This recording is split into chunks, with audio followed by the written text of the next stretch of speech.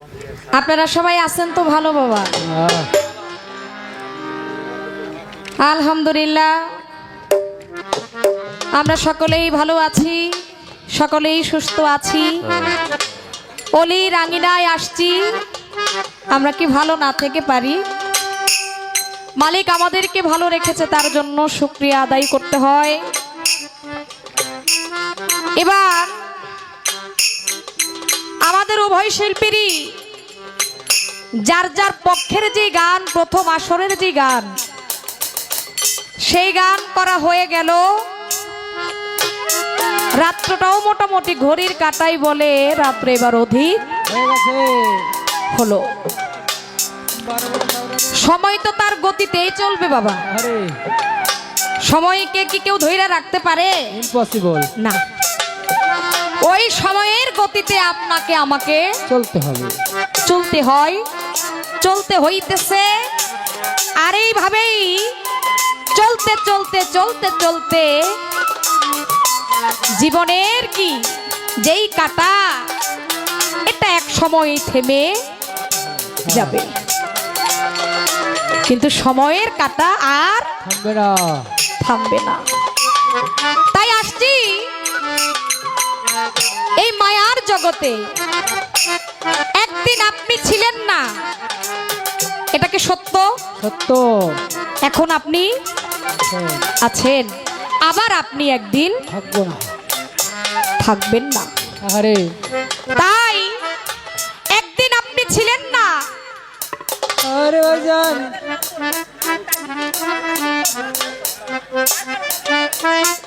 ওরে বাবা, বাবা আমার রহমান বাবা, আমার হাসিব বাবা, আমার আরাফাত বাবা, আমার তাইজুদ্দিন বাবা, আরে বাবা, বাজানদেরকে স্মরণে রেখে গান করার জন্য বলেছেন। ও এবং সেই আমার দরদি, আমার একজন বোন, বাবা, দয়ালের নামের উপরে আমাকে 500 টাকা দিয়ে তিনি দোয়া করেছেন। আমার দরদির চরণে ভক্তি রাখি। তাই আপনি একদিন ছিলেন না, আবার একদিন এই পৃথিবীতে থাকবেন না। এই, মাঝের যে সময়টুকু আপনি যে পেয়েছেন, আপনি কতটুকু কাজে লাগাইছেন, এই হিসাবটা একদিন সেই মালিকের কাছে দিতে হবে। দিতে হবে। তাই নিজেকে নিজে চেনার জন্য, জানার জন্য একজন গুরুর প্রয়োজন আছে। তাই আজকে কর্তৃপক্ষ থেকে পালা ঘোষণা করেছেন গুরু আর শিষ্য, শিষ্য। এর আগেই দেখি একটু ঝামেলা হয়ে গেছে। আমার মাঝে একটু বাইজে গেছে। আরে ওরে বাবা, কেমন ঝামেলাটা? আমি একটা বন্ধনা গাইছি বাবা।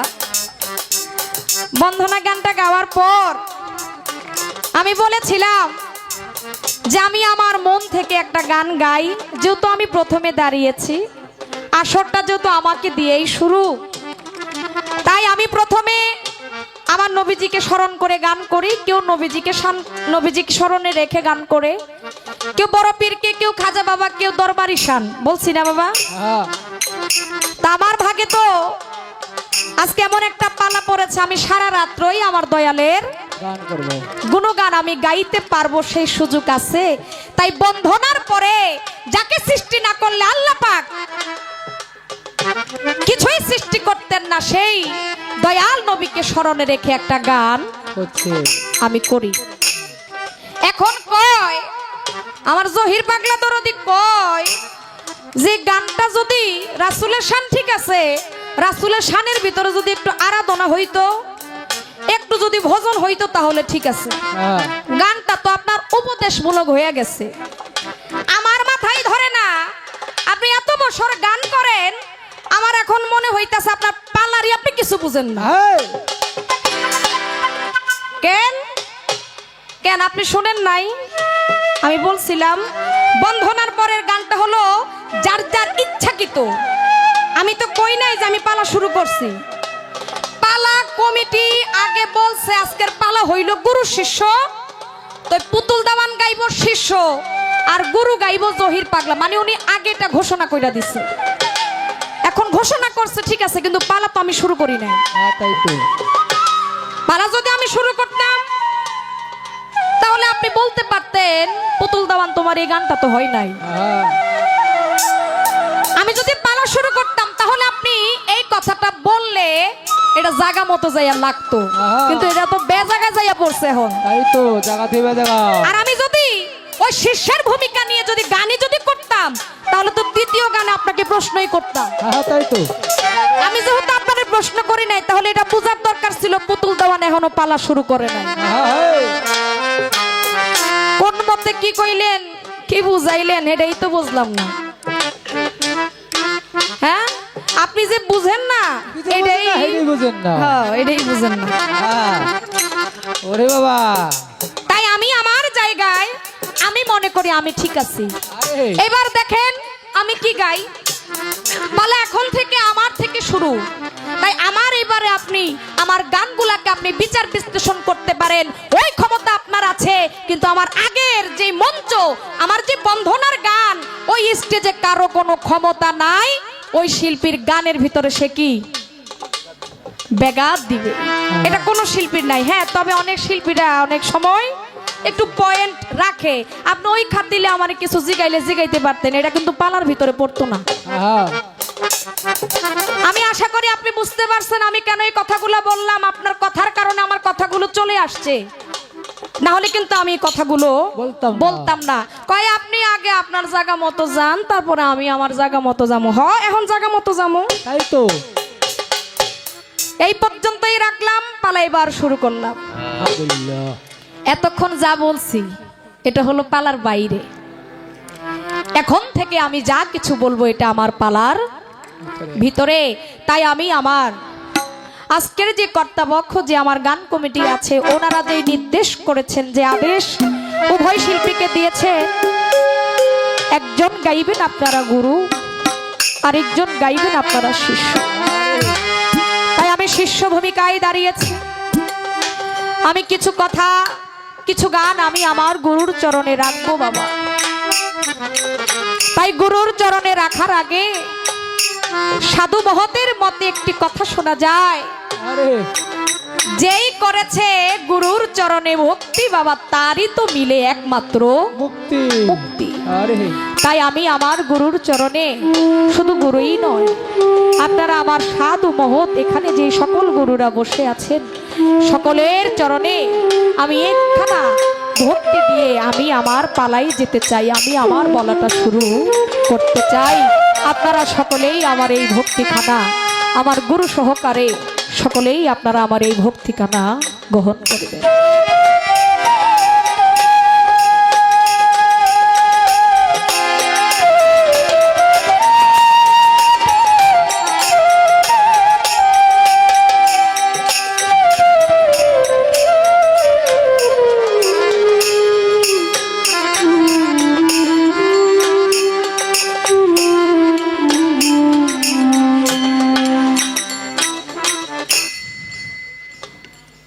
এখানে আমরা অনেক মানুষ আসছি, তরিকার মানুষ, তরিকার বাহিরেও অনেকে আছে। কেউ বাড়ির পাশে দেখে একটা মেলা হয়, একটা ওরস হয়, কেউ একটু মেলা দেখতে আসে। আবার কেউ আসে যে ওইখানে দুজন শিল্পী আসবে, শিল্পীরা গান গাইবে, তাদের গান শোনার জন্য। দূর দূরান্ত থেকে তরিকার মানুষ আসে তাদের একটু আত্মার খোরাক মিটানোর জন্য। তাই আপনারা এখানে আসছেন, অনেকেই আসছেন, অনেকেই বসছেন। আমি পুতুল দেওয়ান এখানে বলার মতো কোনো সাহস রাখি না, কোনো ক্ষমতা রাখি না। এখানে অনেক আল্লাহর ওলিরা বসে আছে, অনেক আল্লাহর ওলিরা গান শুনছেন, অনেক সাধুগুরু মহৎ গান শুনছেন। তাই পালাই যাওয়ার আগে এতটুকুই বলবো, যদিও আমি শিষ্য, আমি জানি শিষ্য বলতেই কি শিশু, সে বাচ্চা মানুষ, অনেক কিছু সে বুঝে না, অনেক কিছু জানে না। যদিও জানে সে অনেক সময় ভুল জানে, আর ওই ভুলটাকে সংশোধন করার জন্যই একজন গুরু ধরা, গুরুর কাছে জানা। তাই আমি প্রথমেই একটি গান আমি আমার গুরুকে উদ্দেশ্য করে আমি রাখতে চাই। গানটা আপনারা সকলেই মনোযোগ সহকারে শুনবেন। বাজান, পৃথিবীতে যেই কোনো কর্ম করার আগে আগে আপনাকে কিন্তু বিসমিল্লাহ পড়তে হবে। হ্যাঁ কি পড়তে বসা হয় ওর ডাইনে বামে সামনে পিছে কথাবার্তা হয়, কথাবার্তা হইলে কি আর গানে মজা রয়। তাই এইভাবে আপনারা বাবা আজকে থাকিলে নীরব, উভয় শিল্পীর মনের কথা বলা হবে সব। বাজান তাই গুরু আর শিষ্য যেহেতু লাইগা গেছে পাল্লা, ওরে প্রথমবারে কিছু কথা আমি প্রথমে করব বর্ণনা। তাই তো শিষ্যপালা থেকে একটা গান হইয়া গেছে, গানটা থেকে কিছু কথাই আমার জানার আছে।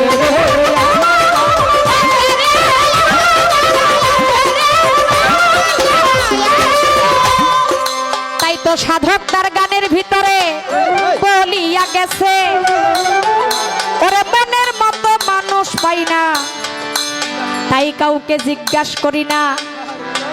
আজকে পাইছি মনের মতো, বাজান তাই বুঝাও আমাকে কোরআনের মতো। পাইছি আজকে গুরুকে, কারণ গুরু আর একজন সাধারণ মানুষের ভিতরে কিন্তু অনেক তফাৎ। আহারে সাধক কি বলেছে যে মনের মতো মানুষ পাই না, তাই কাউকে জিজ্ঞাসা করি না। আজকে কিন্তু আমার গুরুটা কিন্তু আমার মনের মতো। আপনারা সকলেই তার অনেক গান শুনেছেন, অনেক কথাই শুনেছেন। তাই আমরা দুজন শিল্পী, আসলে আমি আমার কথা বলি, আমি ছোট শিল্পী আসছি এখানে, আমি মানুষটা ছোট, তবে আমি কিছু কথা বলবো যেন ওই কথাগুলো থেকে মানুষ যেন কিছু পায়।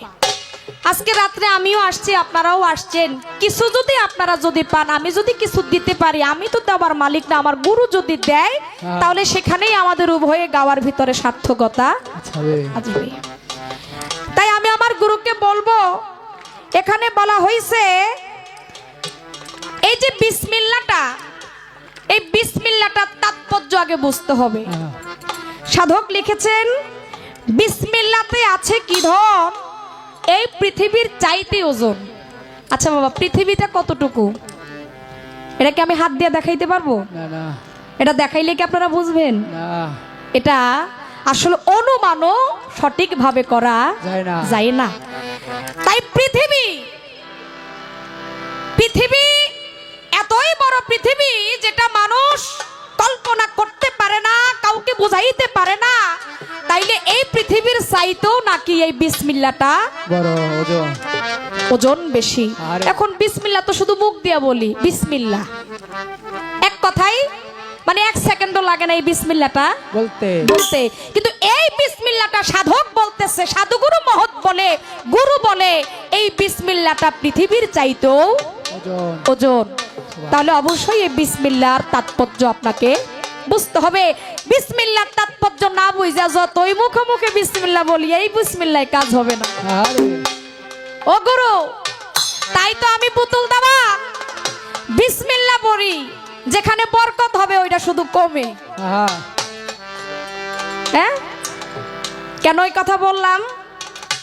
গুরু মশাই যারা, তারা বিসমিল্লাহ বইলা যদি কোনো কিছুতে হাত দেয় সেটা কি বরকতময়, সেটা বাড়ে। আর আমার মতো কিছু কাঙ্গাল আছে, কিছু নাদান আছে বাবা, বিসমিল্লাহ বইলা হাত দিলে ওইটা কি ওইটা শেষ হয়ে যায়। কেন শেষ হয়ে যায়? ওই যে যিনি সাধক, ওই যে যিনি গুরু, উনি বুঝা এই বিসমিল্লাহর ভেটটা বুঝা, তাৎপর্য বুঝা, উনি যেখানেই হাত দেয় সেখানেই তার বরকত। আমি বুঝি না, আমি যেখানে হাত দেই ওখানে শুধু ওইটা কমে, ওইটা নাই হয়ে যায়। তাই আমার এই বিসমিল্লাহর তাৎপর্যটা একটু বোঝার দরকার আছে। তাই তো সাধক বলেছে এই বিসমিল্লাহ কোথায় ছিল, কে কারে আনিয়া দিল? প্রশ্ন জাগে না? এই বিসমিল্লাহটা সৃষ্টিতে কোথায় ছিল? ওই সৃষ্টি থেকে কে কারে পৃথিবীতে আনিয়া দিল? এখন এই বিসমিল্লাহর অবস্থানটা কোথায়? তাই বলেছে কোরআন মতে যেন আমরা সবাই বুঝি, যে কোরআন পড়তে গেলেও আগে আমরা বিসমিল্লাহ পাঠ করি। তাই এই কোরআন মতে আমরা জানবো, কোরআন মতেই গুরু আমাদেরকে বোঝাবে। আসলে গুরু বাণী হচ্ছে আমাদের জন্য ফরজ। এটা মানতে হবে, এটা বুঝতে হবে, গুরু ধরতে হবে। তাই প্রথম আসরেই এতটুকু বলা কওয়া, আমি আর বেশি কিছু বলবো না। আমার গুরুজির কথার ভেদ রহস্য বুঝে পরবর্তীতে আমি কিছু বলার জন্য চেষ্টা।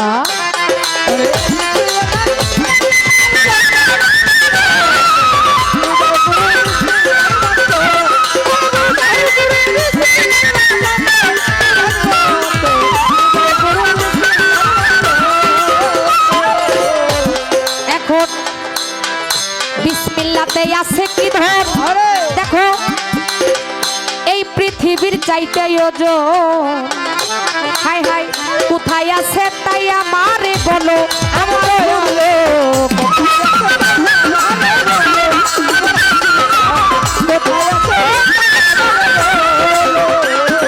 বিসমিল্লাতে আছে কি ধর, ওরে দেখো এই পৃথিবীর চাইতে ওজন, এখন কোথায় তাই আমারে বলো, ওরে জানিতে মনের বাসনা, জানিতে মনের বাসনা, আমারে নৈরাশ কইরো না,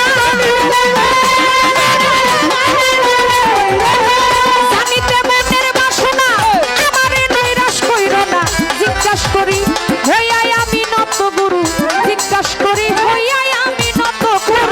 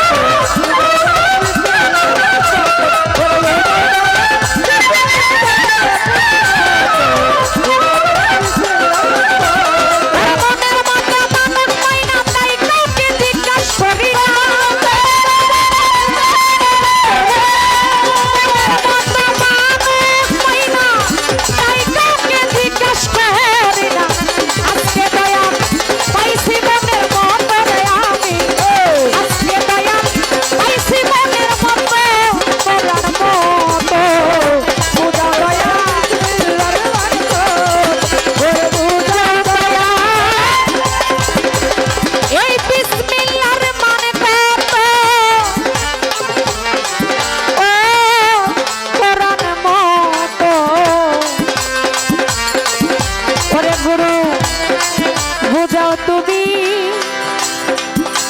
ও হাসি বিচার, বুঝাও দয়া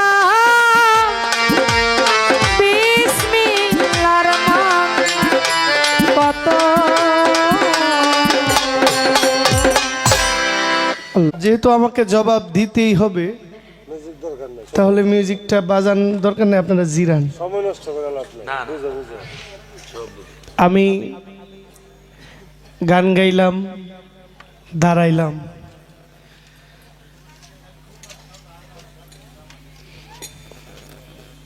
বললাম যে আপনার গাওয়াটা ঠিক আছে, আপনার গাওয়াটা কোনো ভুল নাই,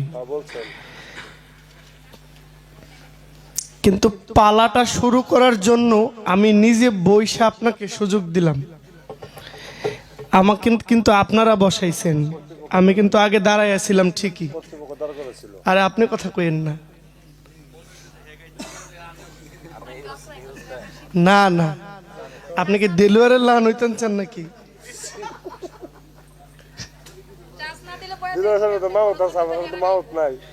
নিচ থেকে কেউ আমারে শিখাই দিব ওইগুলার দরকার নেই। আমি দাঁড়াইলাম, বললাম, তাজু কাকা বলতেছে যে পালাটা শুরু থেকেই হইয়া যাক। আপনাদের সামনে বলে নাই কথাটা, একটু হা বা না এটা বলতে হবে।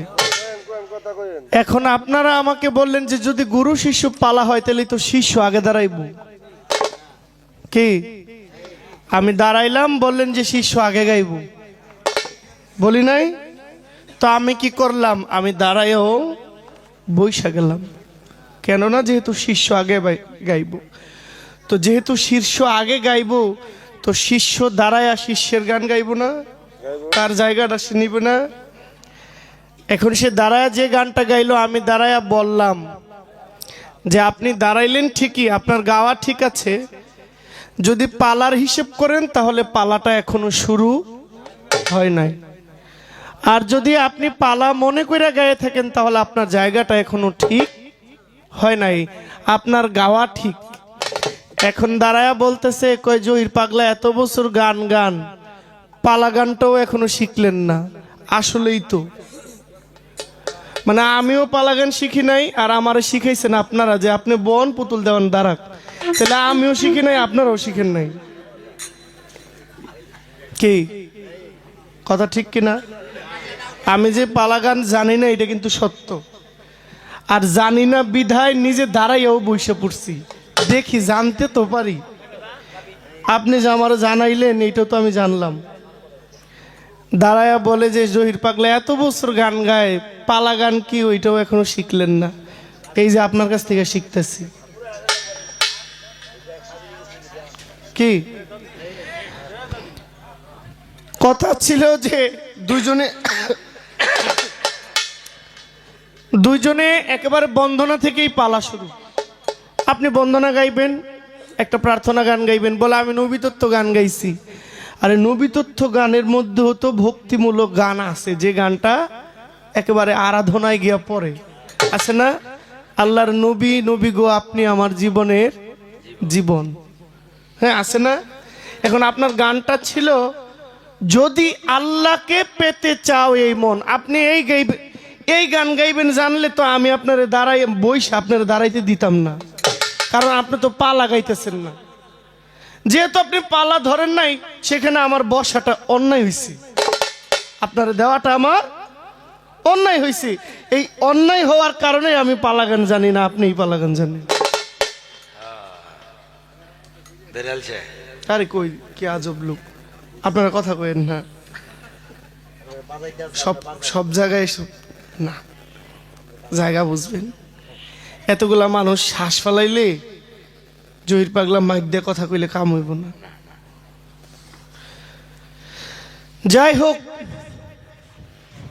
বইলা কইবার পালাতে আসলাম, আয়শা পালার কথা বইলা যে আজকে জহির পাগলা আমার গুরু। যে পালা গানই জানে না সে আপনার গুরু হয় কেমনি? কি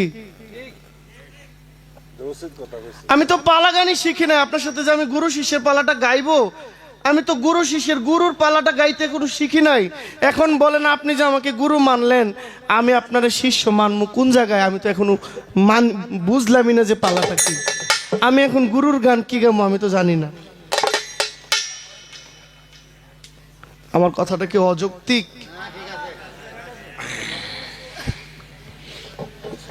আপনি আমাকে এইদিকে কইলেন যে পালা গানে শিখলেন না, আবার এদিকে পালার ভিতরে খুব সুন্দর করে একটা ভক্তি দিলেন, গুরু মানলেন। যারে মানবেন তারে উপরে ভিতরে দুই দিকেই মানবেন, আর উপরে মানলেন ভিতরে মানলেন না, এই মানাটার কোনো দরকার নাই। এটাকে মানা বলে না। ভক্তিতে হয়ে থাকে ভগবান লাভ। কি ভক্তিতে ভগবান, অভক্তিতে অপমান।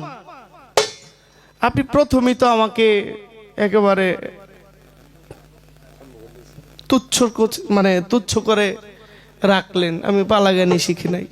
এখন আমি আপনার সাথে গুরু শিষ্য পালাটা গান গাওয়া চলে কিনা এটা একটু বলেন তো। এরপরে গান গাইলেন কি বিসমিল্লাহর মান কত, বলো কোরআন মতো। আপনি গুরুর কাছে গেলে আপনি কোরআন হাদিস এইসব ভুইলা আগে গুরুকে চিনেন, গুরু আপনারে কোরআন চিনাই দিব। কোরআনকে এটা গুরু আপনাকে চিনাই দিব। এখন আপনি তো নিজে আগে কোরআন চিন না, গুরুর কাছে আইছেন, এখন গুরুরে যাচাই করতেছেন, গুরু আপনি কোরআন মতো জবাব দেন। আপনি গুরু পরীক্ষা টেস্ট করতেছেন। আপনি গুরুর কাছে গিয়ে বলবেন যে আমার কি লাগবে, আমার জীবন বৃত্তান্ত, আমার রোগ আছে, আমার রোগের ঔষধ দেন। তো গুরু ঔষধ দিব যে তোমার এই রোগের ঔষধ কোরআনের এই সূরা, এই রোগের ঔষধ কোরআনের এই সূরা, এই রোগের ঔষধ কোরআনের এই আয়াত। আপনারে গুরু কোরআন চিনাইব। এখন তো দেখি আপনি গুরুরে কোরআন চিনাইতেছেন।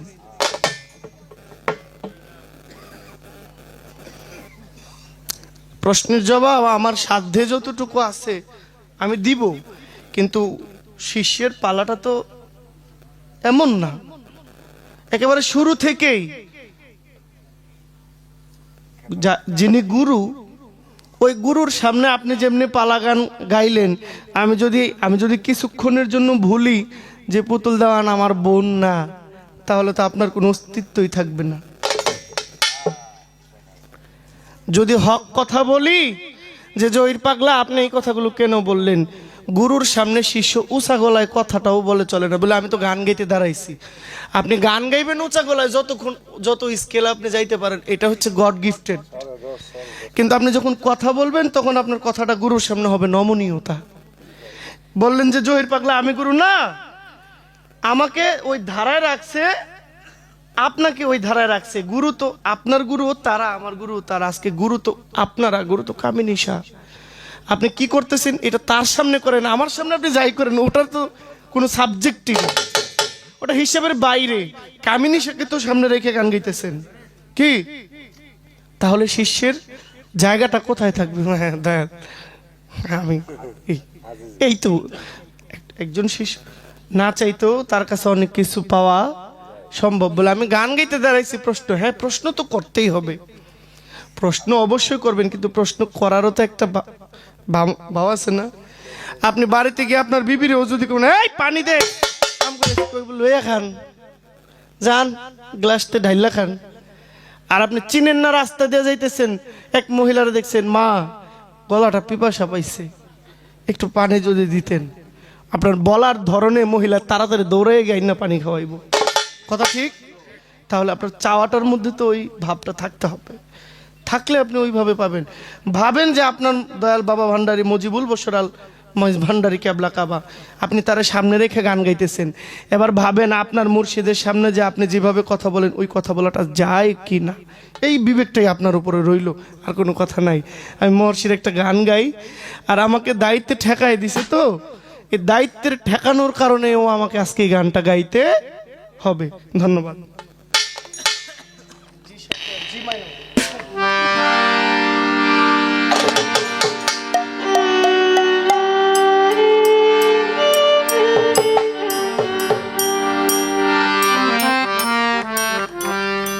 পাড়ার লোকে জানলে পাছে,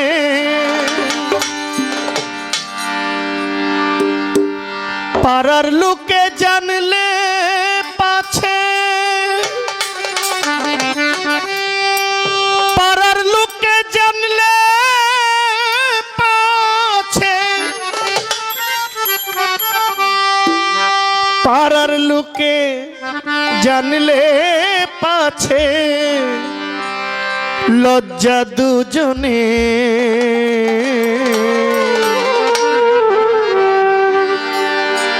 দেওয়ান। একটু গানটা শুনেন।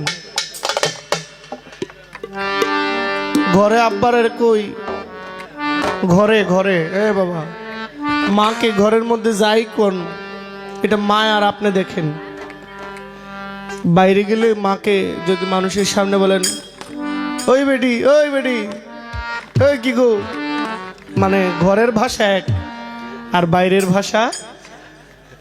যেই বিবি আমি ঘরে গেলে রাত্রে ঘুমাইলে দেখি তার দুই পাও কম্বলের উপর দিয়ে আমার উপরে এবারে দিচ্ছে, অথচ রাস্তায় বাইর হইলে তার পায়ের সাথে আমার পাও লাগলে সে আমার 10 বার সালাম করে। এটা হচ্ছে স্থান কাল পাত্র। কথা ঠিক? আপনি আপনার গুরুর সঙ্গে কি ভাষায় আচরণ করবেন ওটা দেখে আরেকজনে শিখবো, শিখা বলবো যে না দয়াল হাসিব চাঁদের দরবারে দেখলাম তার ভক্তরা তার সঙ্গে কি বিনয়ের সঙ্গে কথা বলে। হ্যাঁ ওখানে গেলে নিশ্চয়ই কিছু একটা আছে, চল আমরাও বরিয়াবর যাই। আর আপনি যদি আপনার পীরের লোকে খিচুনি দিয়ে ধমক দিয়ে কথা কন, জিজ্ঞেস করেন হ্যাঁ গুরু এটা কয়ে দেন কেমনি কি, বলে এই দেহ এক গন্ড আরেক গন্ডের কাছে গেছে। হ্যাঁ আমি কি ভুল কিছু কইতেছি? এই সাইজি মহর্ষি মনমোহন দত্ত বলেন পাড়ার লোকে জানলে পাশে লজ্জা দুজনের, দুজনের বলতে আমারও আপনার। কারণ আমি কি দিয়া বড়াই করব? আমি তো আমার সন্তান দিয়েই তো আমার গৌরব। সন্তান যদি আমাকে ওই আসনে রাখে এটাই তো আমার গর্ব। আমি বাবা মূর্খ, আমার সন্তান তো MBBS ডাক্তার। আমার বাবা মূর্খ, আমি জহির পাগলা। আমার বাবা যেখানে যায় আমি ওখানে যদি আমার বাবাকে নিয়ে যাই, যে আসনটা আমাকে দেয় ওই চেয়ারটাতে আমার বাবারে বসাই, আমার বাবার গর্বে বুকটা ফুলে যে যেই চেয়ারটাতে জহির বসতো এই চেয়ারটাতে বাবার জন্য বসছে। এতে আমার বাবার দাম বাড়লো না কমলো? তাহলে এই দামটা বাড়ানোর মালিককে আল্লাহ, কিন্তু উসিলাকে আমি জহির পাগলা। তাহলে সন্তান দ্বারা বাবা মার ইজ্জত বাড়ে, আবার আপনার দ্বারা আজকে পুতুল দেওয়ান পারে জহির পাগলার সম্মান রাখতে, আজকে পুতুল দেওয়ান পারে জহির পাগলার সম্মান ডুবাইতে, যেহেতু শিষ্যের চাবিটা আপনার কাছে। বাকিটা আপনি চিন্তা করবেন যে আমাকে কি মন্দ বললো না খারাপ ভালো বললো, এটা আপনারও তো একটা বিবেকের আদালত আছে, আপনিও চিন্তা করেন। পাড়ার লোকে জানলে পাছে, পাড়ার লোকে জানলে পাছে, লজ্জা দুজনে মনে মুখে আলাপ করে অতি গোপনে, মনে মুখে আলাপ করে অতি গোপনে। পাড়ার লোকে জানলে পাছে, পাড়ার লোকে জানলে পাছে, লজ্জা দুজনে মনে মুখে আলাপ করে অতি গোপনে, মনে মুখে আলাপ করে অতি গোপনে।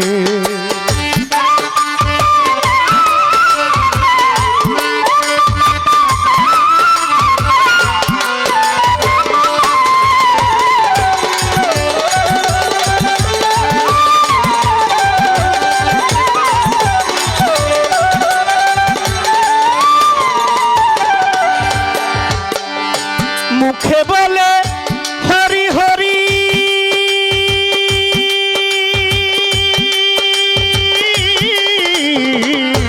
মুখে বলে হরি হরি, তোমার মনে চাই বাবুগিরি, মুখে বলে হরি হরি।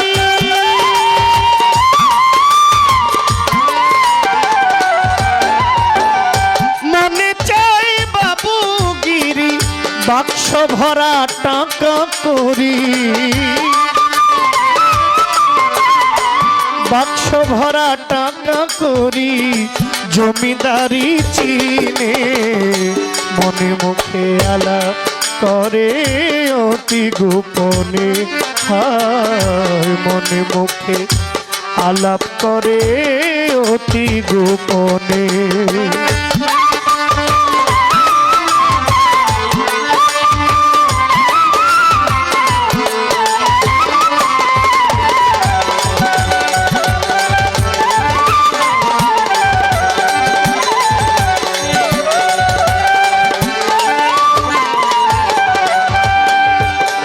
মুখে কয় সন্ধ্যার নামাজ, মনে কয় সহে নামাজ, মুখে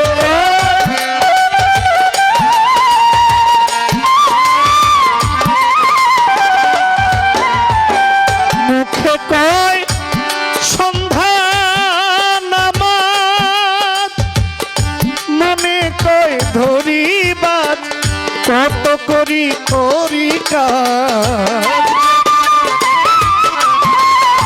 কত কাজ ধরিবাজ ভাবে সন্ধানে, মনে মুখে আলাপ করে অতি গোপনে, মনে মুখে আলাপ করে অতি গোপনে।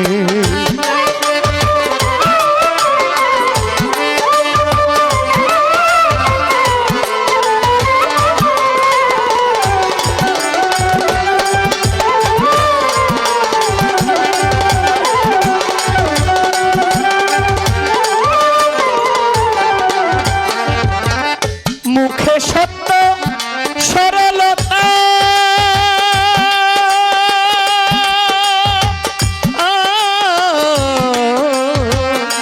মুখে তো মুখে সত্য সরলতা, মনেতে কপট গাথা, মুখে সত্য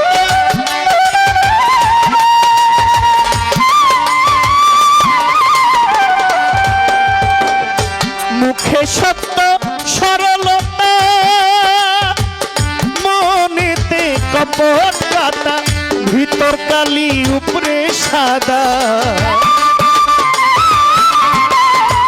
ভিতর কালি উপরে সাদা, দেখি নয়নে মনে মুখে আলাপ করে অতি গোপনে, মনে মুখে আলাপ করে অতি গোপনে।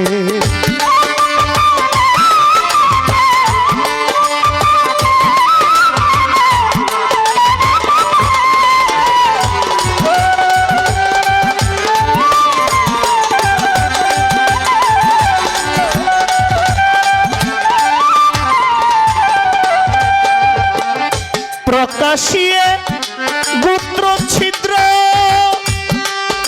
তোমার মন মোহন হয় ভদ্র। প্রকাশিয়ে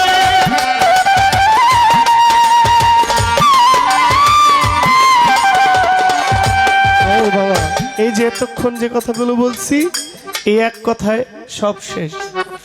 হ্যাঁ, শেষটা কি? প্রকাশিয়ে গৃহ ছিদ্র, তোমার মন মোহন হয় অভদ্র। কারে বলতেছে? মনমোহন, তার যিনি দয়াময় তাকে বলতেছে তুমি সত্য আমি অভদ্র। মানে কি? গুরু তো সত্য, নিষ্ঠা, অখণ্ড, অভয়, অক্ষয়। তাহলে আমি বাচ্চা, আমি তো চঞ্চল হইতেই পারি। শত দুষ ঢাইকা যিনি জড়ায় ধরে রাখেন তিনি গুরু। আমি পাগল, আমি উন্মাদ, আমি মানসিক ভারসাম্যহীন, আমি ক্ষতিগ্রস্ত, আমি বেড়াহীন, আমি পথভ্রষ্ট, সব নষ্টের মূলে আমি। এগুলোকে যে জড়ায় রাখা আগলায় রাখতে পারে সেই গুরু। আজকে পুতুল দেওয়ান যাই করুক, পারলে আমার কাঁধে উঠা, আমার মাথায় উঠা গান গাক, তারপরে তারে জড়াই রাখা আমার দায়িত্ব। কি আপনার বিরক্ত হচ্ছেন? আমার সন্তান যদি আমার মাথায় উঠা বলে আব্বা আমি তোমার থেকে বড়, আমার মানতে হইব না? কি মানতে হবে না? আব্বা আমি তোমার থেকে অনেক বড়, তো আমিও তো জানি সে আমার বড়, কারণ সে আমার কান্দে। সে জানে না যে ছাইরে দিলে এখন সে আমার বড়। সে যতদিন বুঝের একটা জায়গায় না যাবে ততক্ষণ সে আমার বড়। আর বুঝের কাতারে যখন যাইব তখন ভাববে যে না, তিনি আমার দাতা, তিনি আমার কর্তা, তিনি আমার জন্মদাতা, তিনি আমার বাবা। কি বুঝ হওয়ার আগ পর্যন্ত সে যাই কয় তাই ভালো।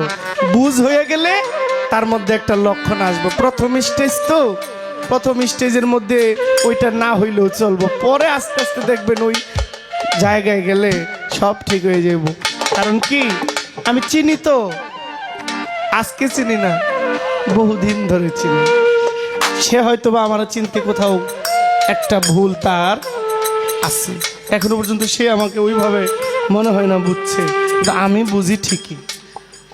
কিন্তু আমি যে অপরে আহামরি বুঝি তা না, আমি আমাকে বুঝি, আমি আমাকে বুঝি। মহর্ষি মনমোহন দত্তের এক কথায় তার সব দোষ শেষ। আর জন্ম যেজন পাপ করে নাই ভাগী নয় সে করুণার, পাপীর আছে তোমার কাছে দয়া পেতে অধিকার। আমি ভুল কইরাই তো তোমার কাছে আসবো, তুমি আমার তারাই দিলে, তুমি দয়াল কেন? দয়ালের কাজ তারাই দেওয়া না, মুর্শিদের কাজ তারে পাগলটারে বাইন্দা এটা বুঝে আনা। এরপরে যা যা রাজত্ব তোর, এই রাজত্ব বুঝাই দেওয়ার আগ পর্যন্ত তারে একটা বুঝ দিতে হবে, অপেক্ষায় থাকতে হবে। প্রকাশিয়ে গৃহ ছিদ্র, তোমার মন মোহন হয় ভদ্র।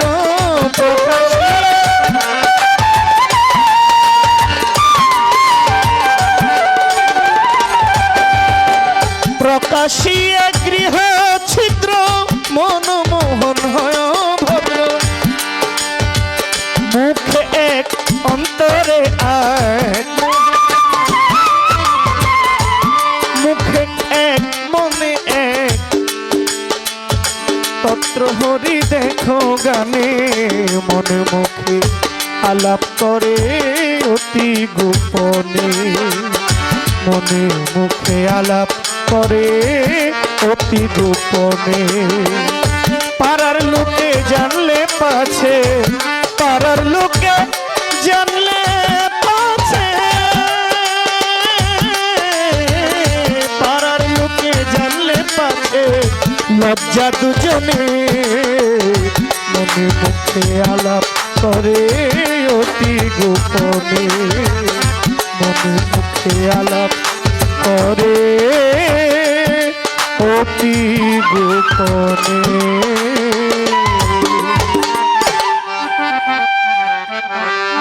গানটার মধ্যে কিছু মানে জিজ্ঞাসামূলক গান আছে। প্রথম কথা হচ্ছে বিসমিল্লাহর মান কত। আগে আমি একটা কথা বলি, কোরআন নিয়ে কথা বলার আসলে শিক্ষা যোগ্যতা আমার মোটেও নাই। এটা এমন একটা গ্রন্থ, এটা নিয়ে ধারণা আমার নাই।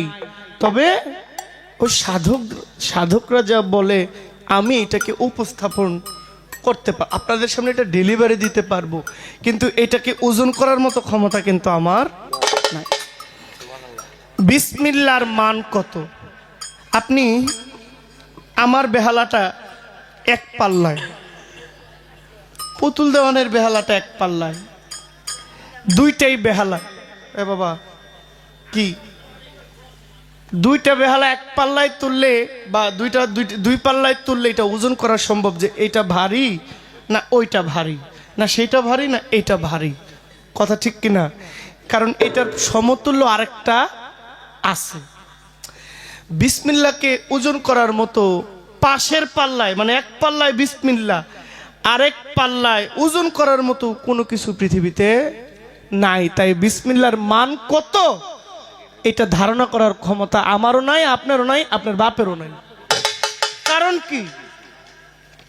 সমগ্র কোরআনে যা আছে, পুরোটা কোরআন শরীফের ভিতরে যা আছে, বিসমিল্লাহির রহমানির রাহিম এটার ভিতরে তা আছে।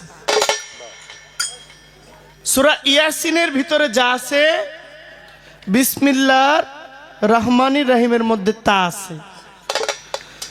বিসমিল্লাহির রহমানির রাহিমের মধ্যে যা আছে, বিসমিল্লাহ এর ভিতরে তা আছে। কথাটা বুঝেন কি? বিসমিল্লাহির রহমানির রাহিম এর ভিতরে, এর অর্থ কি? মানে শুরু করিতেছি পরম আল্লাহর নামে, এই তো, খালি এইটা না, এটা একটা বাংলা অনুবাদ, ব্যাখ্যা, অর্থ। কিন্তু এর ভিতরের গভীরতা কি এটা চিন্তা করার ক্ষমতা আমাদের আছে? এই পৃথিবী যদি, সাগরের যদি পানি যদি কালি হয়, আর আসমান জমিন যা আছে গাছপালার পাতা যদি খাতা হয়, আল্লাহর গুণগান সম্মান লেখা কুল পাওয়া যাবে? সম্ভব? কেউ পারবে না। বলা আছে বিসমিল্লাহির রহমানির রাহিমের মধ্যে যা, বিসমিল্লাহর ভিতরে তা। বিসমিল্লাহর ভিতরে যা আছে, বিসমিল্লাহর বে হরফের ভিতরে তা আছে। বিসমিল্লাহর বে হরফের ভিতরে যা আছে, বে হরফের নিচে যে একটা নোক্তা আছে, এই ফোঁটার ভিতরে সব আছে।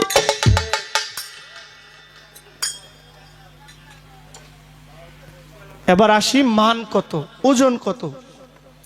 এই পৃথিবীটা ডিম্ব আকার, পৃথিবীটা গোলাকার, এর চতুর্পাশে বিসমিল্লাহ দ্বারা বেষ্টন করা। কি দ্বারা? বিসমিল্লাহর রহমত দ্বারা বেষ্টন করা। এই বেষ্টন করতে গিয়ে বিসমিল্লাহর প্রয়োজন হয়েছে। বিসমিল্লাহর ভিতরে পৃথিবীটা। এখন বলেন, এই পৃথিবীর যা কিছু আছে, এই পৃথিবীর বাইরেও আরো অসংখ্য গ্রহ, নক্ষত্র, গ্যালাক্সি, বিভিন্ন আরো যা আছে, এগুলো আমাদের চিন্তায়ও নাই। সব কিছুর সৃষ্টির স্রষ্টা হলেন স্রষ্টা মহান রাব্বুল আলামিন। উনি এই বিসমিল্লাহ দ্বারা সব বেষ্টন করে রাখলেন। সব কিছু তো বিসমিল্লাহর ভিতরে। এখন আপনি পুতুল দেওয়ান চিন্তা করেন যে যেটা পুরোটা সৃষ্টি বিসমিল্লাহর ভিতরে, এই বিসমিল্লাহকে ওজন করার মতো ওজন বাটখারা আর কুন্ডা আছে? তাহলে বিসমিল্লাহর ভেদ স্বয়ং স্রষ্টা নিজেই, যার ওজন করার ক্ষমতা কারো নাই। বলা হয়েছে বিসমিল্লাহর ভিতরে মহাজনকে, বিসমিল্লাহর মহাজনকে। দারুণ একটা পয়েন্ট। যদি সফিবাদ বাউল বাদ থেকে বের হয়ে যদি একটু গভীরে যান তাহলে বিসমিল্লার যে মহাজন, এই বিসমিল্লার ফোঁটা হইলেন মাওলা আলী, আর বিসমিল্লার বে হইলেন নবী রাহমতুল্লিল আলামিন। যিনি আলী হইয়া নবীকে ভক্তি করেন, ওই ফোঁটার ভিতরেই সব। মালিক মহাজন এই দুইজন, হজরত আলী হইলেন ওই ফোঁটা, আর আমার দয়াল নবী হইলেন বেহরফ। আর এর একটু উপরে যদি যান, যদি স্রষ্টার শুরু থেকে আসেন, তাহলে ওই যে নূর আলাস্তবে রাব্বিকুম, নূরকে বলা হয়েছিল তুমি স্বীকার করো আমি তোমার প্রভু। নূর বলছে না, তুমি আমার প্রভু না, তোমাকে আমি চিনি না। নূরকে খণ্ড করা হয়েছে, প্রশ্ন করছে বলেন আপনি আমার, আমি তোমার প্রভু, বলছে হ্যাঁ তুমি আমার প্রভু। ওই যে ভক্তি করলেন নূরকে, ওই বিসমিল্লার বে হইলেন স্রষ্টা, আর ওই ফোঁটাটাই হইলেন রহমতুল্লিল।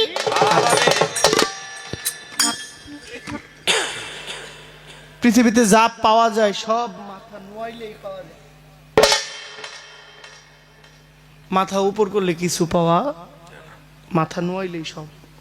আর এই বিসমিল্লার বেহরফের নিচের যে নোক্তা, এটাই সব। প্রশ্ন, বিসমিল্লার হরফ কতটা? বিসমিল্লাহ লিখতে 19 হরফের প্রয়োজন হয়েছে। কয় হরফ? বিসমিল্লাহ লিখতে 19টি হরফের প্রয়োজন হয়েছে। কোরআন মতো যদি জবাব দেন তাও সঠিক। আপনি দর্শনে গেলেও 19 হরফ, কোরআন দর্শনে গেলেও 19 হরফ, এর বাইরে আর কোনো হরফ নাই। এটা সাজাইতে গিয়া কিছু জের জবর পেশ, যেগুলোকে বলে নোক্তা, যেগুলোকে বলে অলংকার, মানে 19টা হরফকে আপনি সোজা টানলেই হবে না, এর পেছনে কিছু অলংকার আছে। ওই অলংকার হলো হচ্ছে উপরে একটা নিচে একটা, বিভিন্ন, এগুলো হচ্ছে অলংকার। সাজাইতে গিয়া দেখেন না, কেউ একটা গাছ উপরের দিকে উঠতেছে, আবার কিছু গাছ নিচ থেকে উঠতেছে, কিছু গাছ মাটি ফাইটা উঠে, কিছু গাছ বীজ ফাইটা বের হয়, কিছু গাছ গাছের ভিতরে হয়, কিছু গাছ নিচের দিকে যায় উঠে, কিছু মানুষ মায়ের পেট থেকে আসে, আবার কেউ কিছু জীব ডিমের ভিতর থেকে বের হয়, আবার কিছু জীব কি মানে সরাসরি বের হইতেছে। এই যে সিস্টেমগুলো সব একত্রে মায়ের পেট থেকে এলেও তো পারতো, যেহেতু জীব। কিন্তু এই জীবের মধ্যে কি ভাগ আছে, এক ভাগ ডিম ফাইটা বের হয়েছে, এক ভাগ সরাসরি মায়ের পেট থেকে। বাদুর, বাদুরেরও মা আছে, বাদুরেও কিন্তু ডিম পাইতে আসে নাই, বাদুরে কিন্তু বাচ্চা থেকে হইছে, আবার কিছু বীজ ফাইটা বের হইছে। এই যে ভাগ, এগুলো হচ্ছে অলংকার, এগুলো অলংকার, এগুলো এইভাবে আল্লাহ সাজাইলেন। এবার প্রশ্ন আছে, বিসমিল্লার কি ধন? পৃথিবীর ওজন সবচেয়ে বেশি হয়, ওই যে বলছি এই নোক্তাটার ওজন পৃথিবীতে সবচেয়ে বেশি। এই বিসমিল্লার বেহরফের নিচে যে নোক্তা ফোঁটা, এটার ওজন সবচেয়ে বেশি। আর এটা দিয়ে বুঝাইলেন কি? আত্মসমর্পণ করো আল্লাহর কাছে। ওই যে ভক্তি, এইভাবে পড়ে থাকো, আর কোনো কিছুর প্রয়োজন নাই। সাধক সাইজি বলেছেন, সহজ মানুষ ভজে দেখ না রে মন দিব্য জ্ঞানে, পাবিরে ও মূল্য নিধি পাবি বর্তমান। সহজ মানুষ ভজে দেখ না রে মন। এখন ভজতে গেলে আমাকে তো নুইতে হবে, ভজতে গেলে আমাকে আত্মসমর্পণ করতে হবে। আত্মসমর্পণ করা ছাড়া পাওয়ার কোনো উপায়। বাড়িয়ে বললে অনেক বলা যাবে, আমার যা সাধ্য হয়েছে, আমারে তো আমার বাইরে এলেও তো আমি যা জানি না তা আমার বলাইতে পারবেন না। কি আমি যা জানি আমি প্রকাশ করলাম। আমি আরেকটি গান গিয়ে বসে পড়ছি। ধন্যবাদ।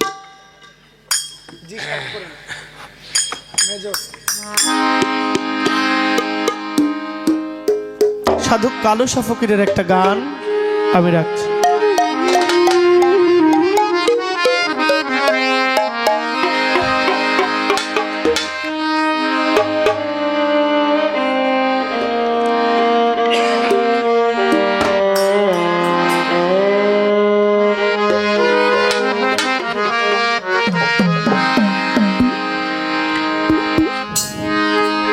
নাম ভুল করিলে যাবি রে মা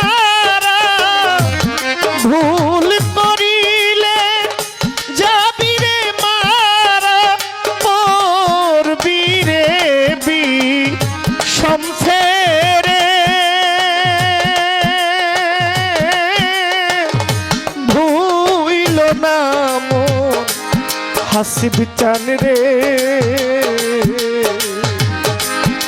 নিরিখ বান্ধরে দুই নয়নে নিরিখ বান্ধরে দুই নয়নে ভুইল না মন তারে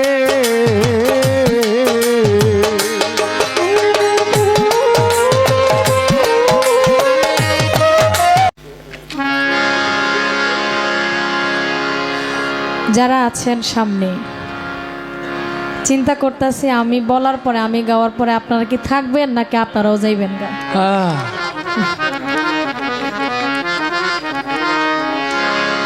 যাক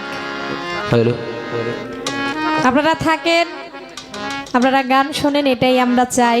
আপনারা না থাকলে তো বাবা আমাদের প্রেম হবে না, আরে তাই না?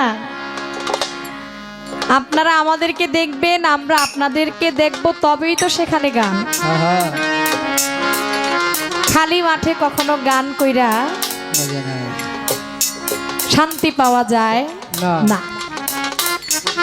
তা আমি যখন প্রথম আসর শুরু করেছি মনে মনে ভাবছি যে না, আজকের দর্শকগুলো মোটামুটি যারা আছে তারা থাকলেই চলবে, যারা তো খিচুড়ি খাইয়া গেছে গা গেছেই গা। এখন এর ভিতরে দেখা যায় আরো যারা যারা খিচুড়ি খাইছে এরা গেছে গা, আর যারা মূলত এখন গান শুনছে, যারা এখন গভীর নিশীতে আছে, তারাই একমাত্র গান শোনার শ্রোতা। এবার কথা বেশি বাড়াবো না। যেই শিল্পীরা পিসের কথা তাই না আবার সামনে আনে, এদের কথাগুলো বাবা শুনতে কিন্তু ভালো লাগে না, একটু বেরসা বেরসা লাগে। দেখেন আমরা অনেক মানুষ চায়ের সাথে একটু মিষ্টি খাই, খাই না? একটু চিনি বেশি দিয়া লই। যাদের আবার ডায়াবেটিস আছে এরা চিনি ছাড়াই খায়, এদের খাইতে খাইতে অভ্যাস হয়ে গেছে। আর যারা চিনি ছাড়া চা খাইতে পারে না, যতই চিনি দিবেন যতই চিনি দিবেন যতই চিনি দিবেন, মিষ্টি তো লাগবো লাগবো, কিন্তু এটার মুখে নেওয়ার মতো না না।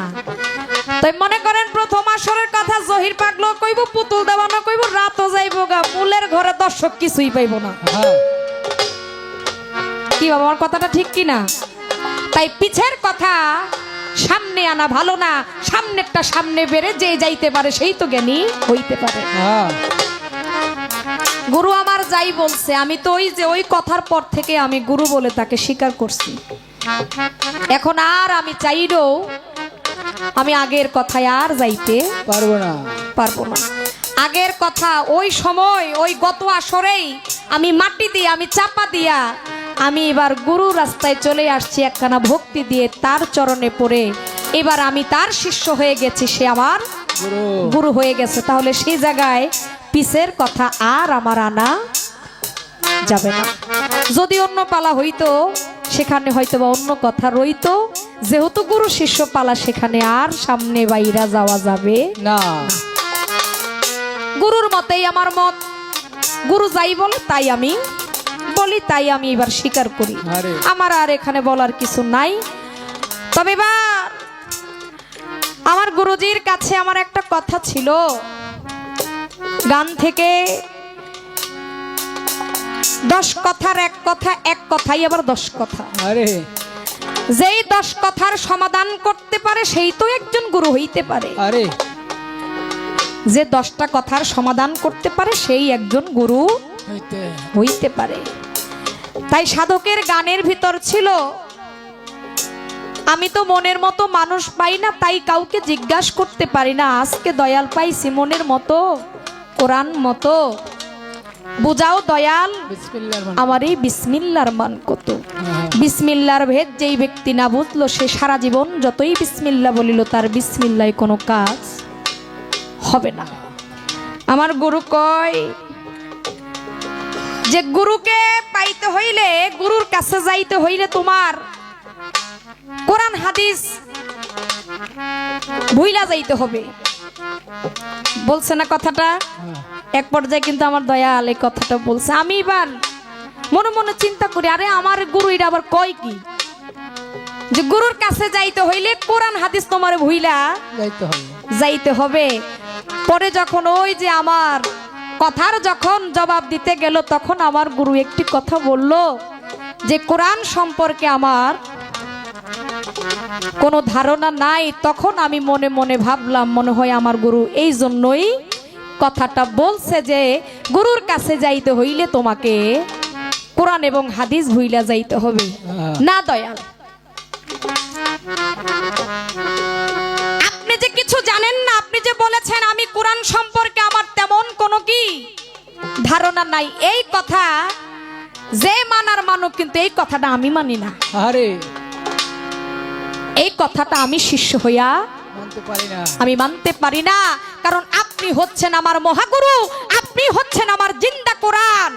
আরে তাই আপনার কাছে সবকিছু আছে। যদিও আপনি লোক সমাজে বলেন আমি কোরআন সম্পর্কে আমার ধারণা নাই, এটা তাদের জন্য, কিন্তু এটা আমার জন্য না।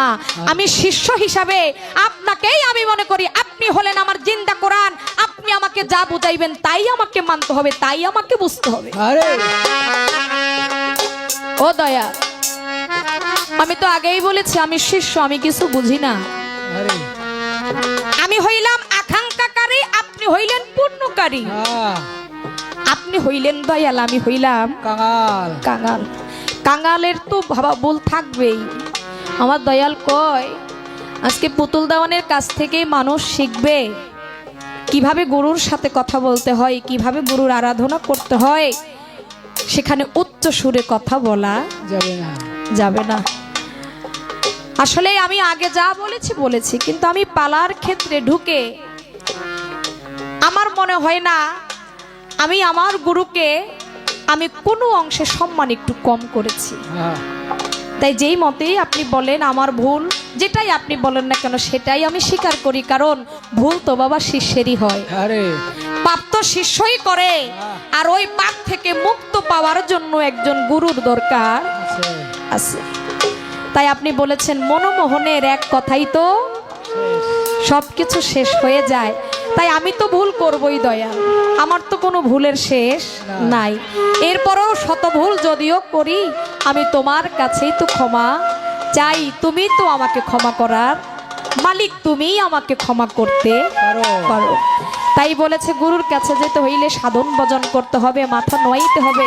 তাই সেখান থেকে সাধন রজ্জব দেওয়ান সাহেবের একটি গান আমি ছোট করে রাখবো। তার পরবর্তীতে সময় অনুযায়ী, রাত্র অনুযায়ী আমিও দু চারটি গান একটু গভীর দেশ থেকে গাওয়ার জন্য চেষ্টা করব। ধন্যবাদ।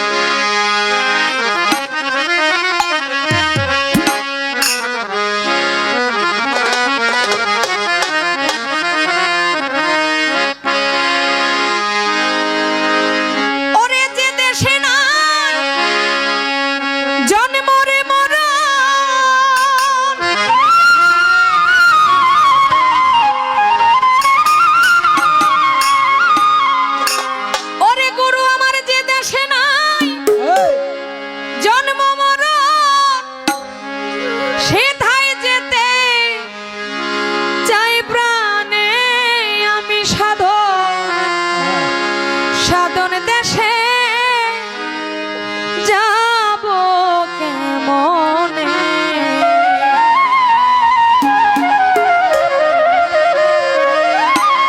যেই দেশে নাই জন্ম রে মরণ,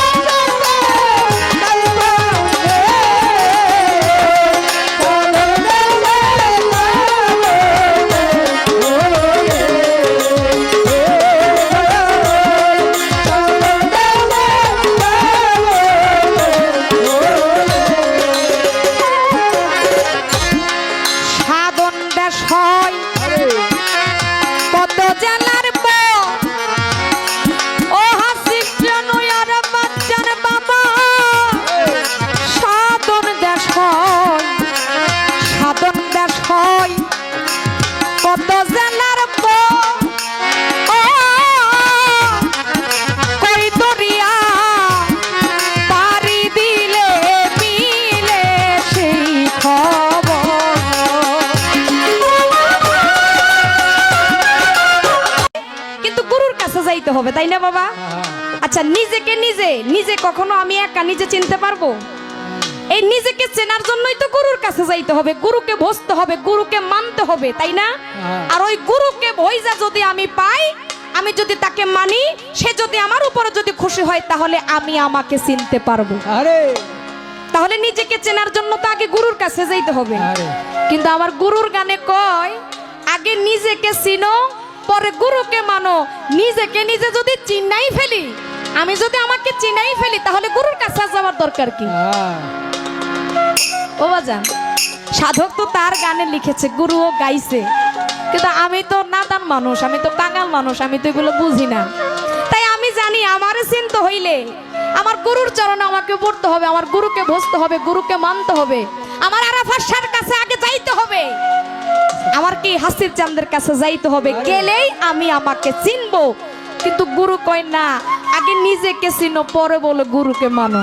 তো আগে যদি নিজেকে নিজেই যদি চিনে ফেলি, তাহলে আর পরে গুরুর কাছে আমার যাওয়ার দরকারটা কি? আমি তো এটা বাবা বুঝি না।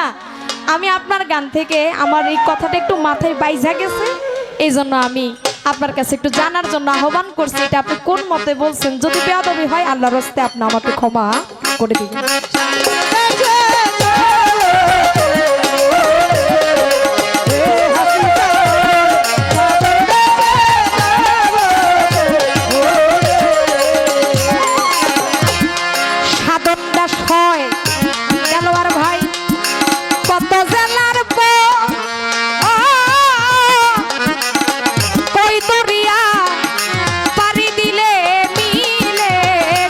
খবর